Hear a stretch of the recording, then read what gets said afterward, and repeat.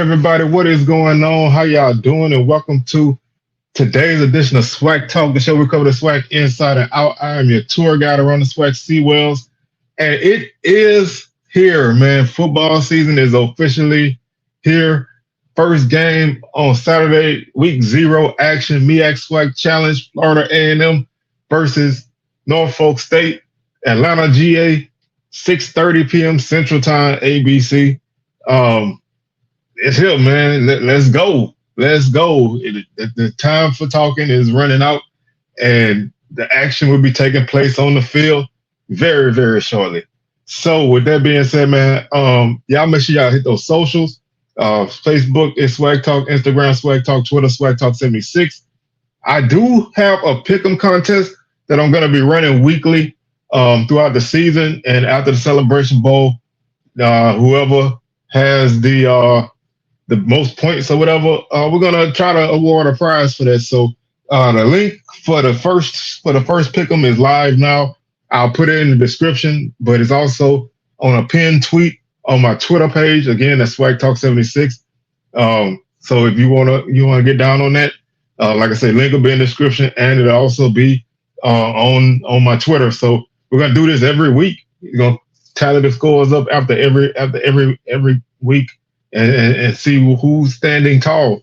One thing, if you do want to get in the contest, your picks have to be in by 4 p.m. on Saturday next week. Going to run it early because there's Thursday games. So if you want to be able to get credit for every game, then you're going to have your picks turned in before, probably be 4 o'clock on next Thursday. So for the week 1 game. So we're going to do that like that throughout the season. Probably a little bit earlier. The deadline will be when there's, day games during Saturdays and all of that. But we'll work out all the logistics. But if you want to get down, like I said, you can hit the link in the description, or you could check out my Twitter page because it's there as well. Like the video and comment, and give me your thoughts on who you think gonna win. You can give me a score. And your thoughts and what your expectations are. And also don't forget to subscribe. Like I said, I appreciate everybody that's subscribed so far, and everybody that's new. I appreciate you coming in and getting down, and just keep it with us here throughout the season, because it's a lot of fun during the season. Previewing games, recapping games, talking trash on Swag Smoke on Thursday, 6 p.m. Central, 7 p.m. Eastern. So y'all make sure y'all check all that out, man. We're going to try to keep things flowing like that throughout the season. And this is going to be a great season. I think this is one of those seasons where it's kind of unpredictable. Right now is anybody's ball game. Of course, the Rattlers are the defending champs, so they are still standing there. Whoever wins is going to have to go through them, regardless of, how people feel about what they lost and what they retained, which they had some big losses. But, they're the team that somebody's going to have to knock them off to get the crown. So regardless of how their season turns out, somebody has to knock out the champ. So they're there until they're not. Other than that, everybody's kind of wide open. And this first game should be an entertaining game. I think this may be one of those games that may turn out a little bit different than some people think. I don't think, I'm not going to get into my prediction yet. I'll say that for the end. But, I think this is going to be a tighter game than some people might think. How long that's going to be tight, a lot of that depends on FAMU most likely. But I do think this game has the potential to go into the late third quarter, saying early fourth quarter, maybe, a 2-score game or something like that. But I think this is going to be a very entertaining game. And like I said, anytime, you finally get to see live football, it's always going to be a little bit more of an element of excitement. And that's where I stand right now. So I'm glad that, this game is here. I'm glad that, this is taking place. The SWAC is on a 2-game winning streak in the MEAC SWAC Challenge right now. So hopefully, the Rattlers can extend that to 3. And, we can start to kind of we can start to kind of assert ourselves against the MEAC and start trying to put a dent in some of them numbers. But all of that, that goes by the wayside once that ball is kicked off. And I'm looking forward to this game because I do think that this is a game that can really that's gonna have a level of physicality to it. I think a team like Norfolk State is gonna come in prepared. I think Coach Odom is gonna have his guys ready. They're gonna play hard. They're gonna want to run the football, and they're gonna want to rely on defense and try to make this game maybe a little ugly. So we'll start off talking about the Spartans. I do have I have my Florida A&M preview up on my site, so if you want to kind of get a more in-depth thought from me on FAMU, you can check that out. I'm not gonna go super deep with FAMU on this because, like I said, I just did that preview a few weeks ago.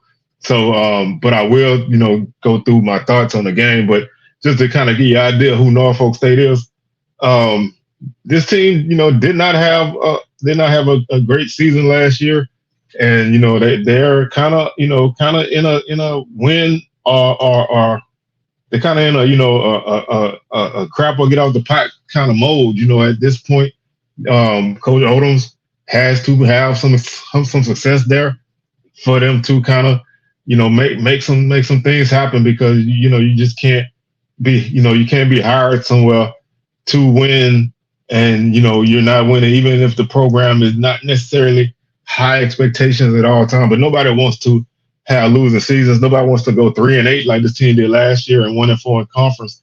Like I said, a lot of close games this last season. When you look at their schedule from last year, they actually had 7 games that were one-score games.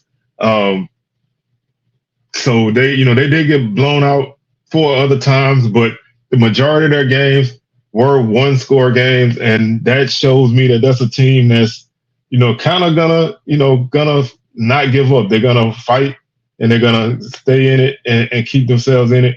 They're not necessarily a team that's gonna beat themselves. They don't really turn the ball over, which is kind of a surprise for a 3-8 team, but they were like +6 in the turnover margin. So they did a really good job of taking care of the football.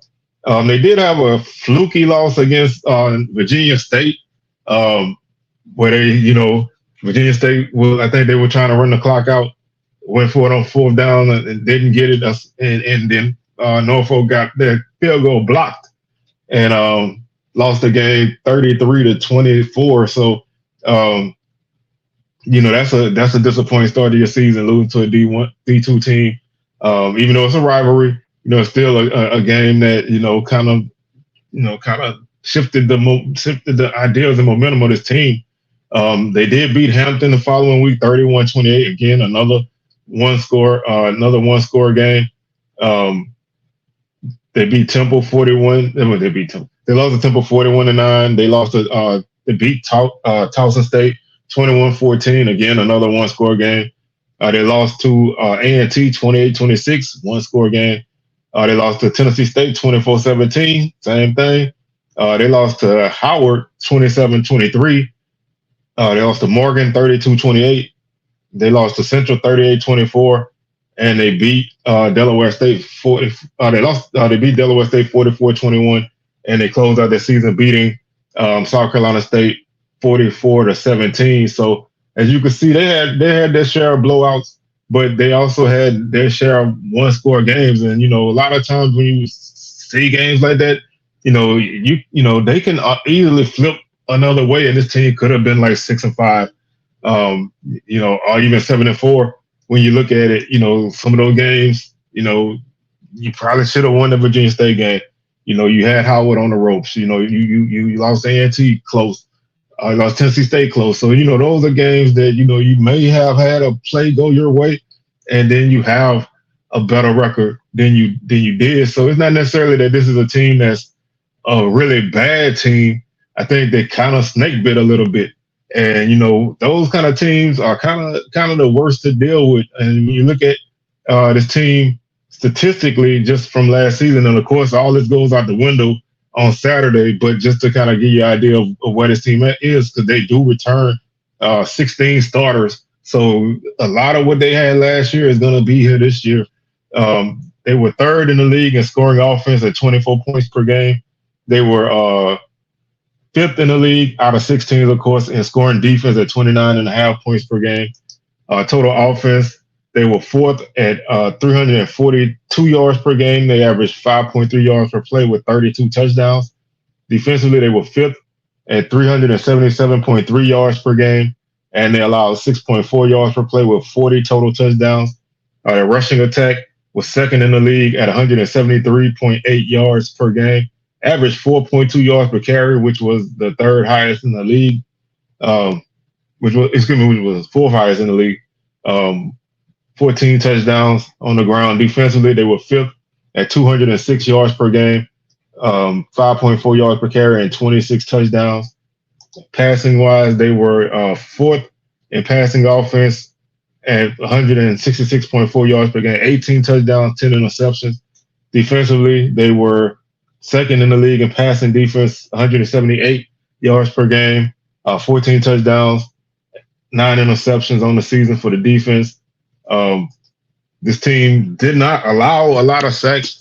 They were actually third in the league in sacks allowed at 18, and they had 23 sacks as a defense. They had 16 sacks as a defense, which was fifth in the league. They finished the season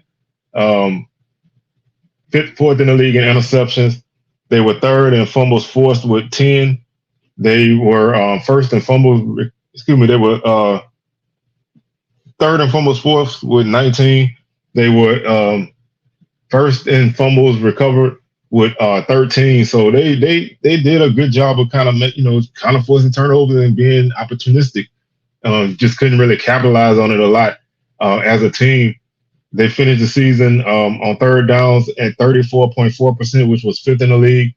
They were fifth in third down defense at 38.7%. Fourth down offense, they were third at 45.8%. And then when you look at their fourth down defense, they were last at 75%. So all in all, this is kind of, this team is kind of not so much like their record. Like I said, they had so many close games that they kind of a play here, a play there, something like that. Typically could spin a game for them. They were fourth in the league in penalties per game at 51.9. They had 71 total penalties, which tied for the league lead. Their opponents were penalized for 52 yards per game, and they had 69 penalties on the season, which was fourth in the league. When you look at them in the red zone, they were 34 45 for 75%, 26 touchdowns, 12 rushing, 14 passing, 8 of 11 on field goals, 1 fumble, and 5 turnovers on downs in the red zone. Defensively, opponents were 33 of 39 for 82%, 23 touchdowns, 18 rushing, 5 passing, 9 of 10 on field goals. And they forced 3 turnovers in the red zone on defense, 1 by fumble, 1 by interception, and 1 on downs. So you look at this team, they're gonna be a competitive bunch. They're gonna be a little scrappy, but you're not gonna really have a lot of crazy things from this team. Like I said, they are experienced. They returned 16 starters. 13 of those guys were named to the All MEAC preseason team, which this team was picked 5th in the MEAC, and they finished with 13 guys on an all-conference team, which was the most in the league. So that kind of shows that the league kind of showed them a little respect, and it kind of shows that this team is more talented than what their record is, and that's always a dangerous thing when you have a team like that you just don't really know what you're going to get from them game in and game out. So they're a team who, like I said, they're just going to be a tough out for you. And I think FAMU is up to the task. I think they can handle it. But Norfolk, like I said, they come in with a unit that is experienced. Like I said, they don't really have A lot of huge numbers individually. Kevon King is the all-conference running back. He finished the season with 429 yards, which led the team, and 5 touchdowns. Also, Xavier Evans finished with 477 yards and 4.9 yards per carry with 1 touchdown. And quarterback, they had a two-headed monster last season, but this season they're gonna have a new starting quarterback, and that guy is Jalen Daniels. He was a junior college guy from Garden City Community College. Last season, he finished in 8 games. He finished 120 of 210 for 1,282 yards and 9 touchdowns at a 57.1 completion rate. And he is a guy who has taken the job coming into the season. So even though they had Otto Coombs, who was the returning guy who made all conference, ironically, and you replace him with another guy from junior college. So that kind of showed that their position is a little in flux. It's going to be interesting to see how long they go with this guy. If he stumbles a bit, not necessarily saying that he will, but you're kind of looking at it like where this team is headed. Defensively, some names to look at are AJ Richardson, who is all conference first team. Keyshawn Lynch also on the defensive line. The defensive backs Teron Mallory and Devin Allen. So they like I said, they have guys that can get it done. Their special teams are pretty solid. Both their kicker and punter made all conference. Noah Tracy is their punter. He finished the season averaging 37.2 yards per punt, and Brandon Wilcox is the field goal kicker. He finished 12 of 17 on the season with a long of 50. So he has a leg. They were 3 of 5 from 40 to 49 yards. They were 1 from 1 from 50 plus. They tend to, not have a spot where they just automatically settle for field goals. If they're in a decent range, they're gonna attempt it if it's not there. And so that's a weapon for them. They do have an all-conference return guy as well. Jalen White, he finished the season with a 23.7 yard average on kickoffs with a long of 48. So they, like I said, you're looking at a team with some talent. I just wonder if they have the ability to play a game where it is not ugly. And if FAMU can kind of get out to a good start, that makes things a little bit interesting, because I don't really feel like this team is built for comebacks. Like I said, they didn't throw the ball really well last season. They have a new quarterback, in the fold. So you're playing against a defense that's gonna put pressure on you. And so it's going to be interesting to see how they handle that. And that, to me, is going to be one of the keys of this game, because FAMU named Daniel Richardson as the QB1 yesterday. On Monday, recording this on Tuesday for transparency's sake. He was named QB1 on Monday. So I think that's a good thing. That's the guy I kind of been pushing for. I know Junior been putting in the work, but I think Richardson is the guy right now for them. And they're gonna have an experienced offensive line. I think the running game is gonna be important for this team early. The passing attack should come into form as the game goes on and they get a little bit more comfortable, because they're not gonna be, at least from last season, not gonna be facing a heavy pass rush. So that really helps. And the secondary for Norfolk wasn't necessarily great playmakers all the time, so they should have some good matchups in the skill positions. But the defense, I think, is going to definitely be a big factor in this game. If they can if they can kind of stymie Norfolk and make them have to work for the points that they get and the yards that they get, I think that helps FAMU. I do think this game is going to be close early, because I think week 0. It's a filling out process. It's prime time. It's a lot of excitement for week one.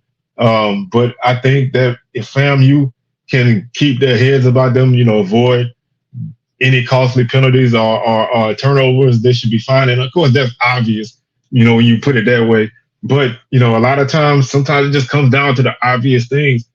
And my main focus for FAMU is this game. Honestly, to me, and it's gonna sound like an insult to Norfolk State, and I don't mean it that way, but this game is FAMU against FAMU. They have to make sure that they don't get in their own way. They got to make sure they don't try to come out and knock this team out the box. Because sometimes when you come out like that, you get off to a slow start that way. They just have to approach this game as business, which I think they will. But that's why I say this game to me is FAMU versus FAMU. If they play clean, they should be fine. If they struggle and Norfolk gets a big play here and there, or they get a short field or two, that can make this thing a little bit more interesting.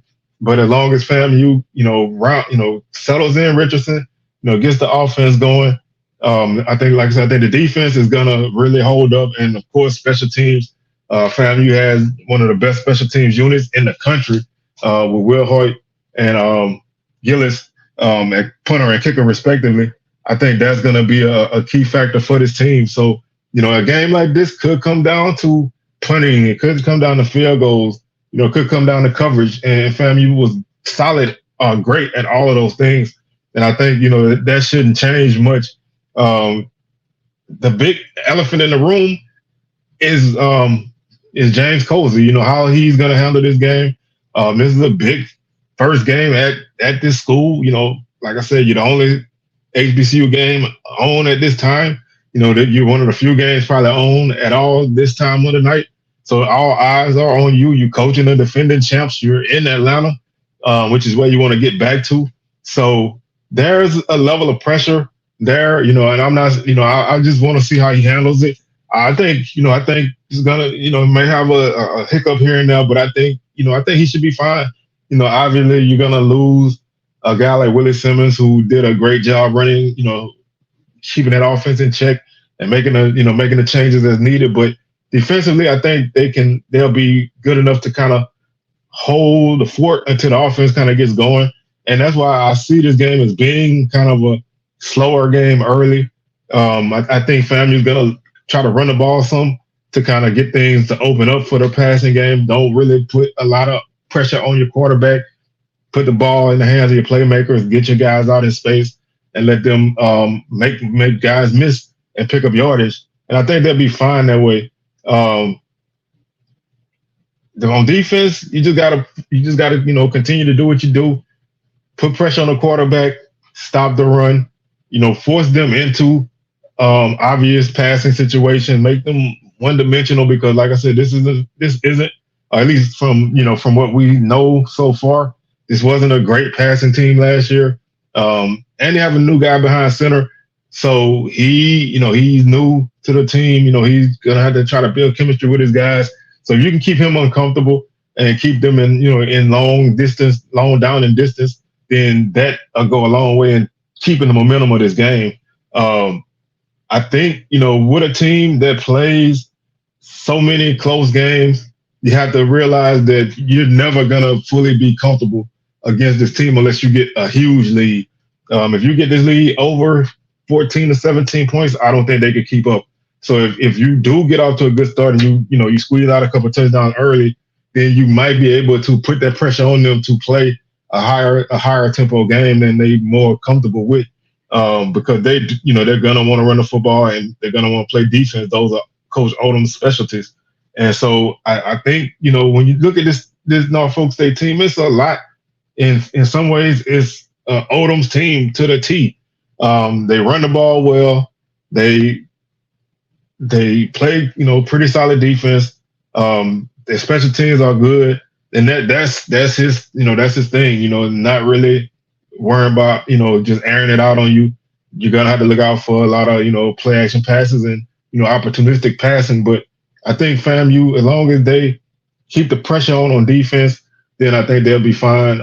Because I just don't see Norfolk with the weapons to really consistently drive the ball in this game. So you want to play field position. If things aren't really moving your way, you want to try to keep them pinned back and make them have to drive the field more. And just as long as you limit those explosive plays from a team like this, then I think everything will work out pretty well for you, because you do have the advantage in pretty much any box that you check. It's just can you play consistent ball? Can you avoid the costly mistakes? Can you just avoid those bad first game jitters, because you're gonna have a few just because it's the first game, and you have a new quarterback, you have some other new guys, blending in with the returning guys. But I think the culture is strong enough that they're gonna be able to withstand a lot of that, because when you play for championships, these kind of games they aren't too big for you. So as long as they keep that mentality and understand that this is the first step to their goal, which I'm quite sure this team fully realizes this, and this is basically business, then I think you'll be fine. My pick for this game is FAMU. I said 27-16. I think this is going to be a game that it may be a game that looks tighter than it is. I think, maybe Norfolk will make a couple of big plays on defense to kind of, maybe stop a drive or two of FAMU. But I think FAMU is going to have the lead for most of the game. I would not be surprised if Norfolk got the ball first and they scored early, because a lot of times when you look at this series of games, there's always a big score early in these games. By usually, it could be either team, but usually you're gonna have that big play early to kind of open up things and maybe turn the game in a way that you don't expect. But I think FAMU can take any punch that they throw, and they'll be able to outlast this team. And it may even be a game where FAMU got a bigger lead and Norfolk scored late to cut into the lead.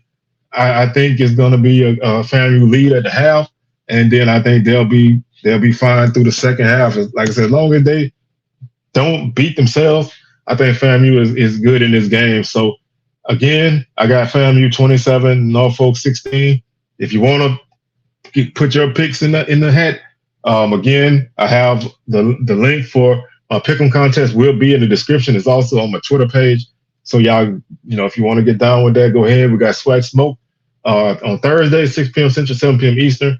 And then I'll recap this game on Sunday, on Sunday, probably Sunday afternoon. I have a video of recapping this game. So go SWAC. We want to make this 3 wins in a row in the MEAC SWAC challenge.